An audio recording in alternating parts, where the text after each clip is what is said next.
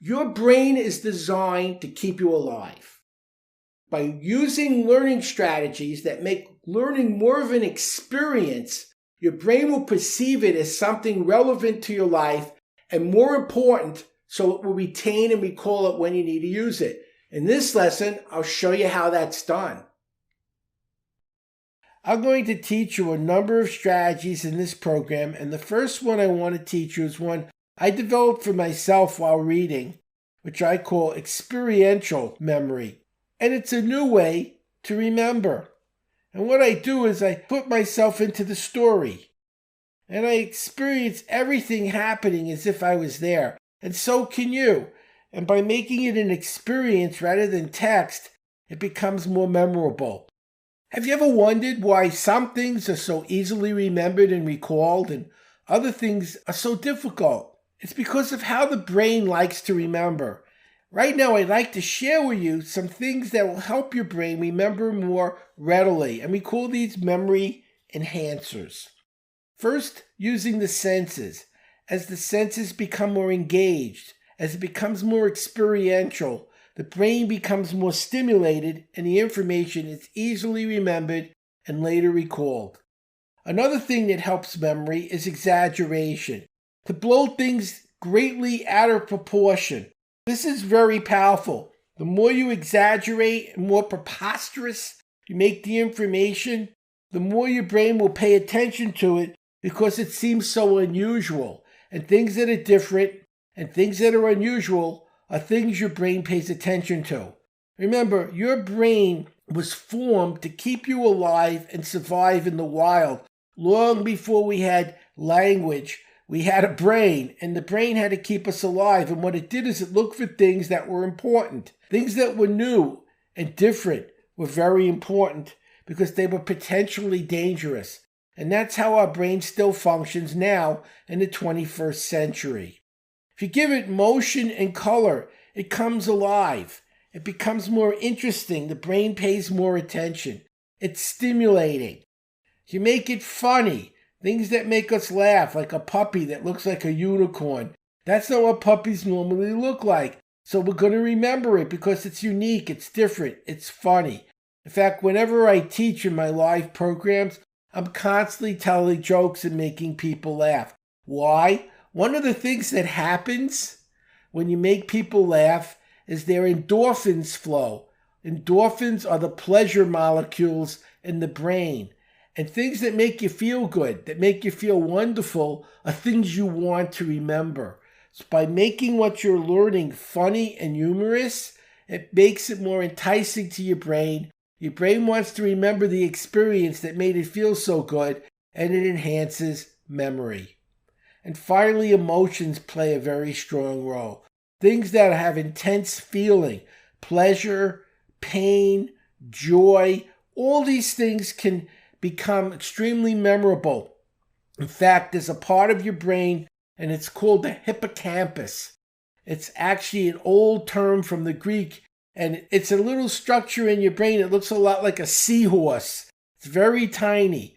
All the experiences of your life filter through the hippocampus. Things that trigger powerful emotions are locked into memory permanently with very little effort. So emotion is another very important memory enhancer. And as we go through the different memory strategies that are contained in this program, we're going to integrate some of these memory enhancers, and you'll see them repeating because they work. And with experiential learning, one of the things I want to do is make a story come alive using more of my senses. So it's more like I'm experiencing it and I'm there than reading about it. Let's take a familiar story from history about Benjamin Franklin and his famous lightning experiment. He could feel the breeze blowing over the field.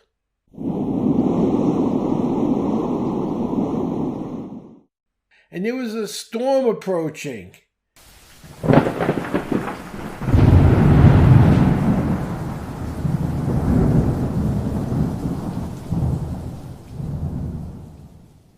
He let the kite string unfurl, and the kite flew upwards into the sky.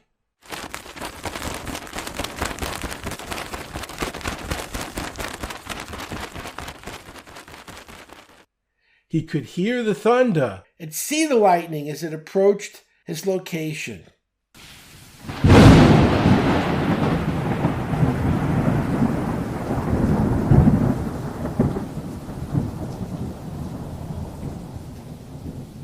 And when the lightning struck his kite, he felt a jolt of electricity run through his body.